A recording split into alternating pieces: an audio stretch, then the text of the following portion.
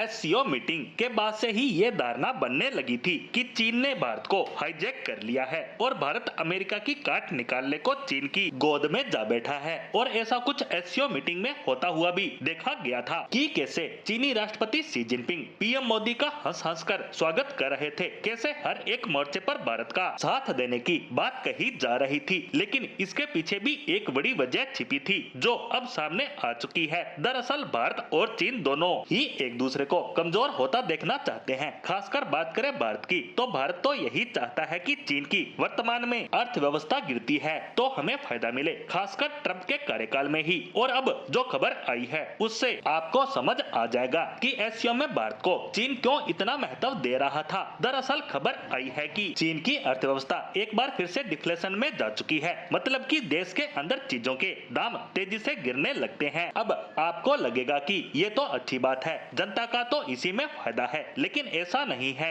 जिस तरह से बढ़ती हुई महंगाई देश को बर्बाद कर सकती है, उससे कहीं ज्यादा खतरनाक होती है मंदी। और ऐसा तब होता है जब कंपनियों में प्रोडक्शन तो हो रहा होता है लेकिन उस सामान के खरीदार गायब हो जाते हैं। ऐसे में मुनाफा तो छोड़िए, कंपनियों को लागत से नीचे भी सामान बेचना पड़ता है ताकि गोदामों में पड़ा ये सामान पूरी तरह से बर्बाद होने से तो बचे। और ये नुकसान कुछ समय के लिए तो कंपनियां सहन कर सकती है, लेकिन अगर मंदी लंबी हो गई तो ये कंपनियां दिवालिया तक हो जाती है और उसमें काम कर रहे लोग हो जाते हैं बेरोजगार। और जब लोग बेरोजगार होंगे तो उनकी परचेजिंग पावर भी घटेगी। ऐसे में एक चक्कर बन जाएगा मंदी का, जिसमें फंसकर एक एक कर कंपनियां बर्बाद होने लगती है और लोग बेरोजगार और देश की अर्थव्यवस्था तो गर्त में ही चली जाती है, जिसे बाहर निकालना बहुत ज्यादा मुश्किल हो जाता है। और यही सब चीन में शुरू हो चुका है, क्योंकि ऐसा ही कुछ उसके साथ 2023 में भी हुआ था। तब चीन ने 1.4 ट्रिलियन का भारी भरकम स्टिमुलस पैकेज दिया था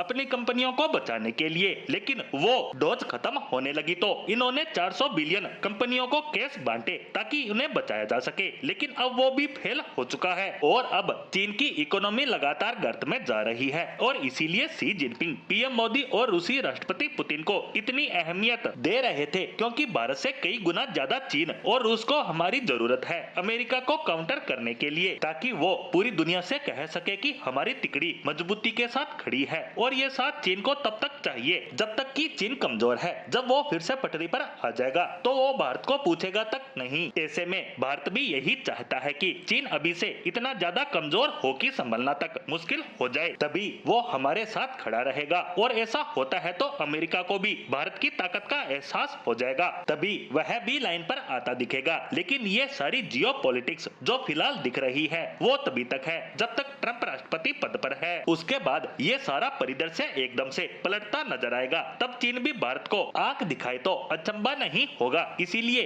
आपने देखा होगा कि भारत क्या सोच रहा है, क्या कर रहा है, इसके पत्ते दबाए बैठा है, खुलकर मैदान में नहीं आ रहा, बस दूर बैठकर चीन और अमेरिका को बर्बाद होता देख रहा है।